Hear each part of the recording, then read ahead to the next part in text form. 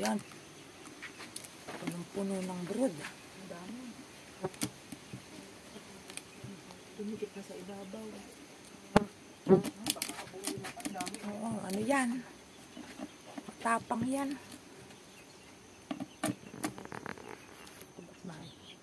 Binayakis ko pa itong aking damit.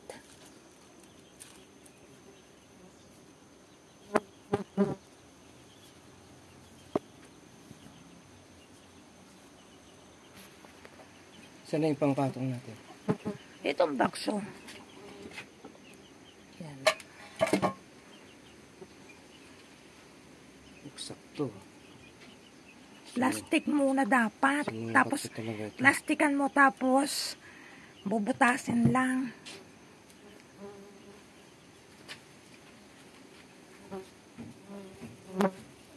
Para gumawa sila ng super. Aray ko. Nasaan ang dulo nito? Ginano ko lang yan eh. Dapat talagang honey. Sige. Ayan, na-plastikan na. Tapos, patong ng super. Plastic ulit sa ibabaw. Ay, scotch tape pala sa panabi. Tabi. Yan, ganyan na naglalagay ng super. Ibig sabihin ng super, mga po, ano yan? Diyan na sila maglalagay ng honey kasi yung first at saka second layer, puro brood na. Pupuno na ng brood. Kaya, pwede nang lagyan ng super. Baka mo 1 year ito bago mapuno.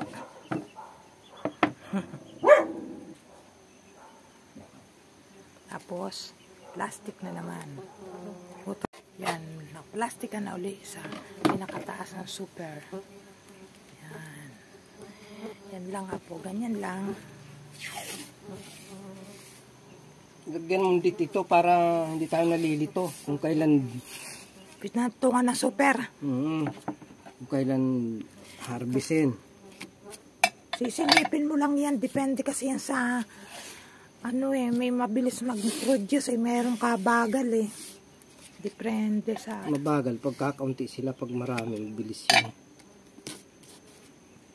Ayan. Patong na sa pwesto. Saan ba ito? Diyan yan oh. Dito? Oo. Ayan. Yan na sila. Ito okay na to, di ba? Oo. Hindi ko matanda kung gaano karami ang ano yan. Ito pa yata eh. Oo. Ay na, Tapos na yan eh. Alam ko na bisita na yan. Ay, nakalimutan ko. Stand up Wala, ito eh. wala pa palang ano. Mga bagal ng mga colony.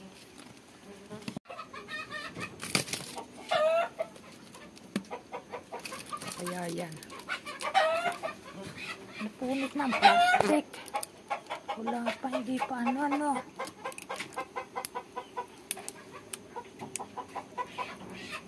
Punit ang plastic dito sa...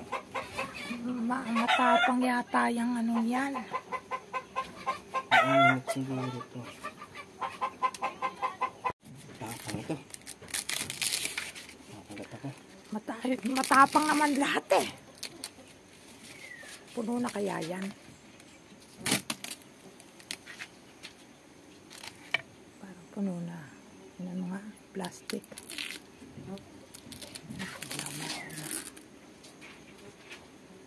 Pwede nang patungan yan.